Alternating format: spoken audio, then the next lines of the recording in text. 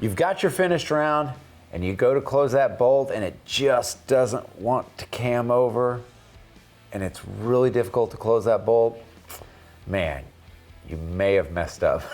And Kent from Hodgdon Powders is here to tell us how we mess up. Right. So a lot of times when you run into that situation where you're loaded round, you're having a tough time closing it. And a lot of people assume it was a sizing problem. Right. Well, that previous segment we did, we showed where you sized the brass, you put it in the chamber, you closed it, it was fine. No issues. So no issue. So the only difference now is we've put a powder charge in. Right. And then we have seated a bullet on there. So the powder isn't going to make it not go into the chamber. Right. Just putting the bullet on there shouldn't make a difference unless it's really long and it hits the rifling.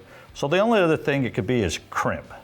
And a lot of people get confused on crimp because crimp is put on by the body of the seat die. Okay. Where the overall length or how you seat the bullet in there is controlled by the seat plug or seat stem. Right. So what you want to do the proper way is we have our powder charge case. We're going to put it in the shell holder. Okay. And this is setting up the seating die for no crimp. Correct. Setting up the seat die for no crimp. So we're going to take that and run that case up in there, and then we're going to screw down the body of the die until you feel a hard stop. Okay. What that hard stop is the crimp shoulder that's machined into the body of the die is hitting the mouth of the case. Okay.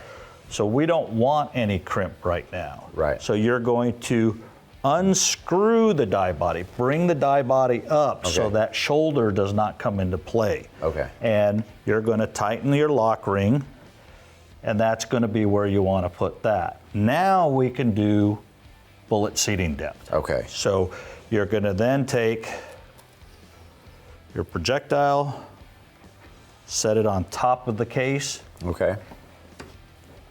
You're to feel that resistance, and that is the projectile has hit the seat plug and is being pushed into the case. Okay. And this is just, again, trial and error. So we're going to seat that.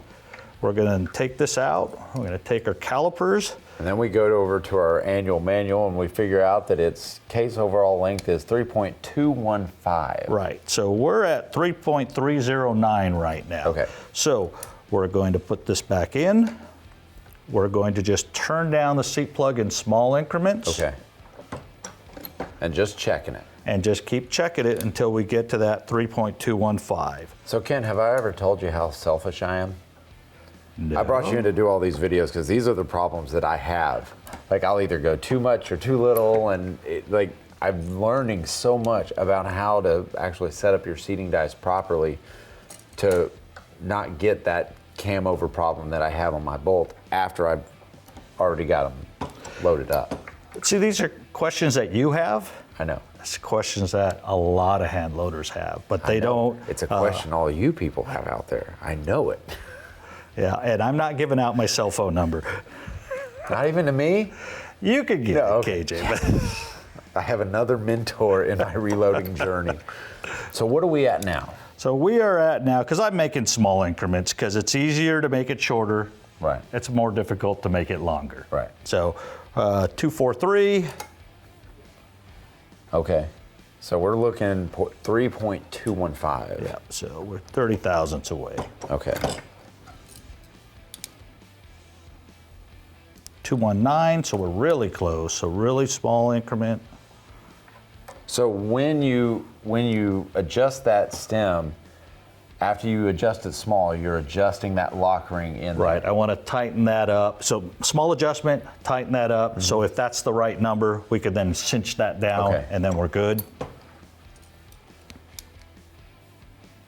3.215. Right on the money. So right on the money. This is now, we've cleaned the neck up. Yep. We put a powder charge in there. We've seated the bullet to what the book has told us for cartridge overall length. What that means is that will ensure that that cartridge now will fit into any firearm chambered for 7 PRC. Okay.